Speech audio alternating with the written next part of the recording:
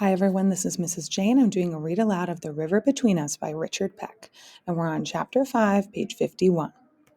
It took the morning for Delphine and Galinda to unpack. Mama and Cass and I heard the thump and scrape of their trunks from above, and the mumble of their voices. Scents this house has never known drifted down to us, the sweet grass of their baskets, the lavender of their sachets. Who knew what came tumbling out of those treasure chests? I wouldn't have minded a look, but it was none of my business. So it went well past midday before Delphine and me started down the hill. Mama had turned me loose, and Calinda had said, "Me, I stay at home," the first time I ever heard her voice. Best of all, I wore a bonnet of Delphine's, a store bonnet. When she saw that I didn't own one, hers was crowned with a spray of silk roses like the ones in the pattern of her dress.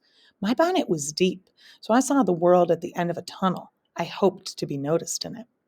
As quick as we were in Roger's store, we were watched like hawks, both the Rogerses and Pegleg Snelson and all their other help, and a couple of country women turning over their goods. Word of our visitors had reached well beyond Grand Tower by now. Delphine made short work of the store. I feared that there was very little in it would interest her, and very little did. She breezed by the pile of Mackinaw blankets. She barely browsed the dressmaking counter with its needles and pins, and fretting for binding, and the tin suspender buttons, and the dozens of bolts of calico at 7 cents a yard. She turned up her pert nose at the maple sugar in lumps and swept past the home remedies, the liniments and the lawn to some and the borax and all the salves and sulfurs. We were shortly back on our porch.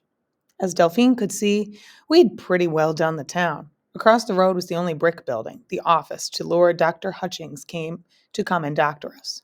I, for one, wanted to give that place a wide berth. They said his floors were painted red to hide the blood.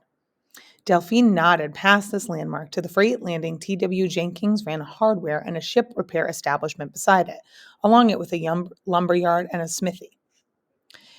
"It is where your brother works, no?" Delphine said. "We go there." I explained to her that women folk didn't go to Jenkins as a rule. The forge was a back room, and the men were apt to hang around there, chewing and using language we all knew but weren't supposed to. "Pfft," said Delphine, and lifted her skirts across the road. On the porch of the Jenkins store, Mr. Clarence Worthen and old man Dutchy Brockhorst were going at it, hammer and tongs. The Worthens' ancestry was Kentuckian, and they still called themselves Southern. Old man Brunkhorst was straight from the old country and staunch for the Union and Lincoln. Each had a finger in the other's face. We sidled past them and inside. It was far better stocked than Rogers, but there were cattle yokes and boat pins, oakum, caulking chisels, and black iron pots. Hanging from the rafters were wrapped traps and briar skides and I don't know what all. I could see Noah in the yard behind, measuring off planking. I expected Delphine to turn on her heel. She rapped at the counter for service. As luck would have it, Curry Marshall answered the call. I looked away to give him a side view of my bonnet. Then I looked him square at him. Searching the contents of the bonnet, he found my face. "Hey, Tilly," he said. I replied in kind, but I couldn't command much of his attention near Delphine. She had a powerful effect on the male sex. "Have you, how you say it, les illuminets?" She spoke in a throaty voice. What was she doing with her eyes? I couldn't see. Curry swallowed hard. Zoom what's?" he said in a fading tone. "To make fire," Delphine gestured. "Matches," Curry said. "We do, but they's high." Delphine overlooked that. "And lamps? Coal oil lamps?" "They're higher than a cat's back. We want an arm and a leg for them." Curry hooked his thumbs into his shop apron. Delphine overlooked that too. Evidently in New Orleans, the merchants didn't warn you that their goods might be higher than you could pay. "Send 6 or 8 to the house of Madame Pruitt," Delphine said. "And the oil in the wicks and the chimneys, plenty of oil, and a box of matches." Curry and I both gaped.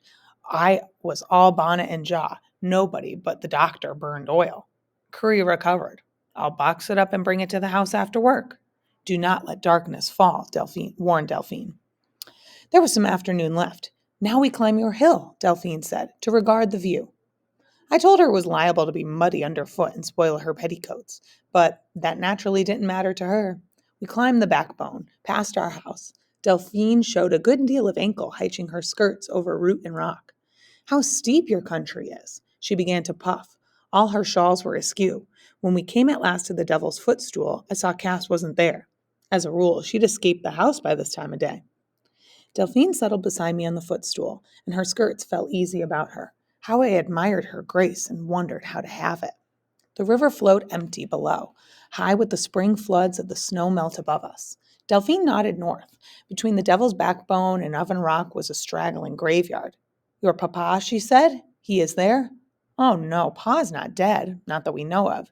She thought Mama was a widow woman. Pa's a riverman. Summers he works with the logging camps up in Minnesota country. Winters he's down south, going shares on the CI net. A lot of men folk do that. They's here in the spring and they put the crops and back in the fall for harvest. Of course, we haven't got any land, so there's no crops to put in. Oh, I babbled like a brook, and it flowed like a freshet. I at least didn't tell her how many seasons had passed since we'd seen a hide or hair of Pa. Years, really. She seemed to hear more than I told. I was provoked at myself. Hadn't Mama just warned me to watch every word I spoke? Hadn't she made that crystal clear? So I made bold as to ask Delphine if she had a pa. Papa? Ma suie, he is Monsieur Jules Duval, no doubt Mayor Duval by now, grid for war. I bring Papa's portrait in a gilt frame, she said. I am never without it. You will see where it hangs over my bed. He's apt to be hanging by the neck from a sour apple tree when us Yankees take New Orleans, I thought, but I didn't say. Oh, Delphine flowed. Papa is of an ancient French family, you know. The Duvals are there, and their land was long before the Americas come, long before. It took her no time to make me see the vast sweep of the Duval cotton field stretching for miles back from the river. She raised before my very eyes the columns that held up their deep porches, white as marble on a dazzling day. I saw the great houses of the Duvals standing in the gardens hung with Spanish moss. He lived, Papa, mostly in the country. A gentleman, you know, but he comes to New Orleans for the opera, and of course for the balls. Ah, ma chérie, she said, imagine-toi maman and papa in the brilliance of the ballroom, leading a quadrille, always, always the first on the floor. She sketched this romantic couple in the Illinois air. Every eye upon maman and grand toilette and papa, golden hair and all midnight black. You have not lived until... Her voice sighed to silence so I could see them for myself. Then, when I had, she turned full on me. Her eyes had darkened with the day. They glistened. What did I know of homesickness who'd never been away from home? She spoke low. You would destroy all that, all I come from, and I know.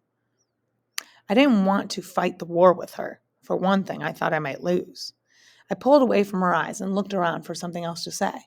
Cass is usually up here by now. I tried to think of how to explain Cass. She is droll, that one, Delphine said. She sees things that ain't there. She has visions? Delphine was interested at once. She is a seeress? I don't know about that, I said. Mama is worried to death that Cass will lose her mind. But it is a gift she has, Delphine exclaimed. Not in these parts, I said, wondering what I'd blurt out next. The river flows calmer at each end of the day for some reason. By and by we begin to feel the evening chill.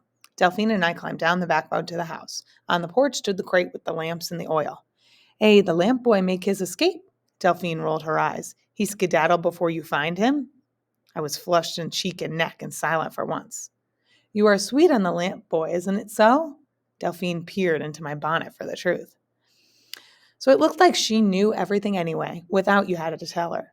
But I was forgotten in the next moment. As quick as we were in the door of the house, another scented, never smelled wafted our way. Delphine breathed deep and fell back, clutching her shawls. Jambalaya, she shrieked. Merci bon Dieu, we are saved. How well I recall Delphine and me coming in from the damp evening, pulling off her bonnets. Kalinda, treetop tall, had her face in the fire and her skirts pinned up under the apron of Mama's. She was browning onions in the biggest skillet. Nearly struck to her side was Cass, measuring paste out of a jar. The kitchen was ranked with provisions Kalinda and Delphine must have brought with them. A sack of rice and another of red beans, a wreath of onions, a coil of sausage, a mess of little bird's eye peppers.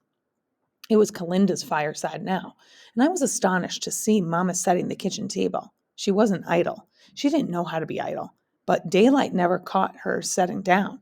She was into a sack of pecans we'd gathered out of the timber last fall, and a litter of shells she was picking out nut meats. I glanced up, a little shamed about her ease.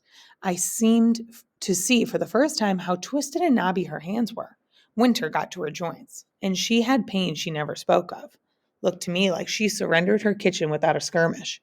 And didn't we eat it that night? Always before, pig's cheek and pot liquor was a banquet to us, when we could get it. Now we ate our first jambalaya, thick with tomato paste and sausage and a slab of salt ham that we had, and alive with onions, all poured over snowy rice. Real abolitionists wouldn't eat rice or sugar cane or anything the South produced. We dug right in. My insides didn't know which way to turn. Noah ate his fill too, twice, but he'd miss his mouth for stealing glances at Delphine. We saw now what a good appetite she enjoyed. She was always to be a hearty eater, though. She couldn't boil water for herself. She'd have starved to death in a well-stocked larder. Kalinda was back and forth from table to fire, but she ate her share. Life stirred in her dark eyes. How beautiful her long hands were, dishing up, feeding us. Cass was right there beside her, watching Kalinda's hands, hearing her silences. Night never come. We had the new oil lamps, you see. Once they were filled, we struck the matches and saw how the wicks worked, and the kitchen sprang to life just as the hearth fire began to die. We covered our mouths at the sight of one another, Mama and Cass and me. Somehow it was brighter than day. We were players on the showboat stage. Light found all corners. The crockery glared from the shelf. I looked at Noah and caught my breath. I swear I hadn't noticed before how handsome he was. We were twins. How come he got the looks? He was dazed by the light, or by Delphine. She summoned up her sewing from an elegant basket and seed pearls and tiny shells patterned on the lid. In her hands was a pair of ladies' underdrawers to be mended, though I didn't think Noah needed to be seeing them. She leaned into the lamplight as if it was nothing to her, and a silver thimble on her finger glimmered like a star. Kalinda brought forth a pack of playing cards and laid them out on the table in the circle of light. Mama didn't hold with cards in the house, but she said nothing because Cass was transfixed, watching each card Kalinda snap down. Whether they were playing those cards or reading them, I couldn't tell. But much passed between them, and Mama was relieved to see Cass so bright-eyed. How at home our visitors were, these light bringers. How settled they seemed to be, not like birds of a passage at all.